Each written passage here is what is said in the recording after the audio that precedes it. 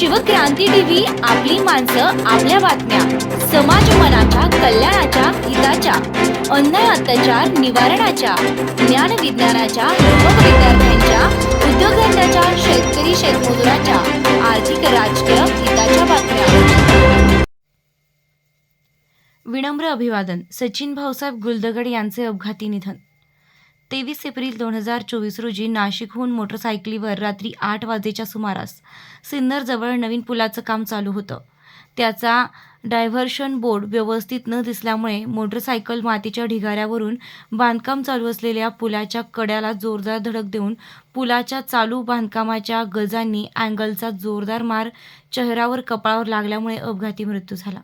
सचिन भाऊसाहेब गुलदगड यांचा जन्म 14 सप्टेंबर 1986 रोजी झाला होता। त्यांचा मेडिकल दुकानाचा व्यवसाय अहमदनगरमध्ये होता। सध्या ते MRचेही काम करत होते।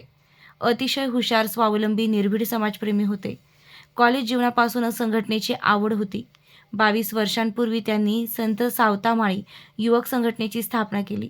महाराष्ट्रभर युवकांना एकत्र करून अनेक चालीरीती, रूढी, परंपरा, व्यसनापासून मुक्त करून त्यांना समाजसेवेचे, उद्योगधंद्यांचे धडे दिले।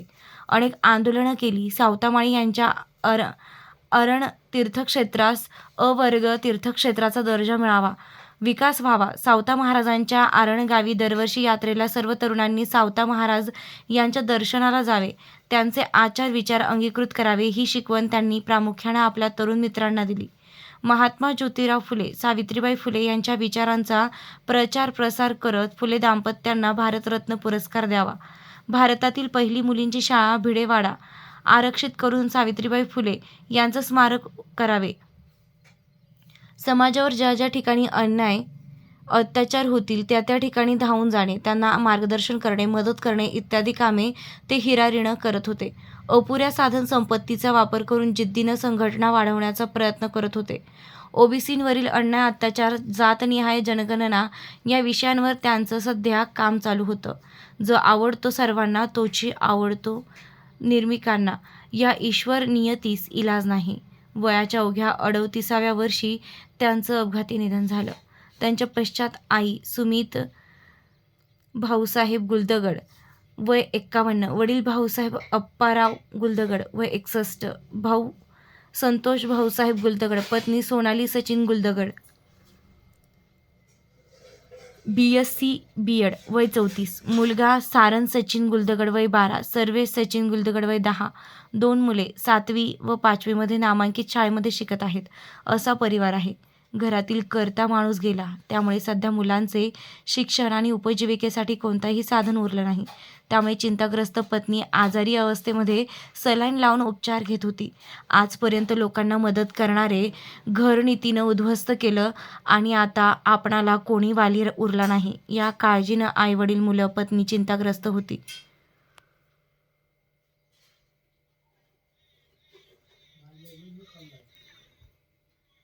अखिल भारतीय माळी महासंघाचे राष्ट्रीय अध्यक्ष, ओबीसी नेते शंकरराव लिंगे, सुभाष राऊत सोलापूर यांनी त्यांच्या राहुरी जिल्हा अहमदनगर येथील राहत्या घरी जाऊन सचिन भाऊसाहेब गुलदगड यांच्या प्रतिमेला पुष्पहार अर्पण करून अभिवादन केलं। पत्नी, आईवडील, भाऊ, मुले यांची विचारपूस केली, त्यांना धीर दिला।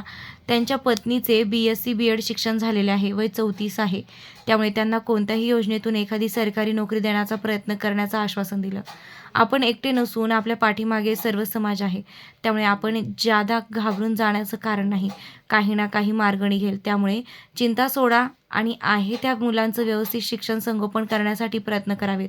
आम्ही तुमच्या पाठीशी खंबीरपणे उभे राहू, एकटे पडू देणार नाही। आम्ही आपल्या दुःखामध्ये सामील आहोत। वेळोवेळी कोणत्याही अडचणीच्या वेळी फोन करा, मदत करण्याचा प्रयत्न करू, असं शंकरराव लिंगे म्हणाले।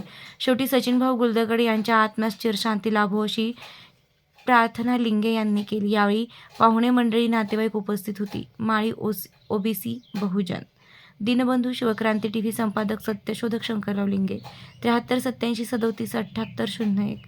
व्हिडिओ बातमी लाईक करा, शेअर करा, सबस्क्राईब करा, फॉरवर्ड करा, आयकॉन बेल दाबा, कमेंट करा।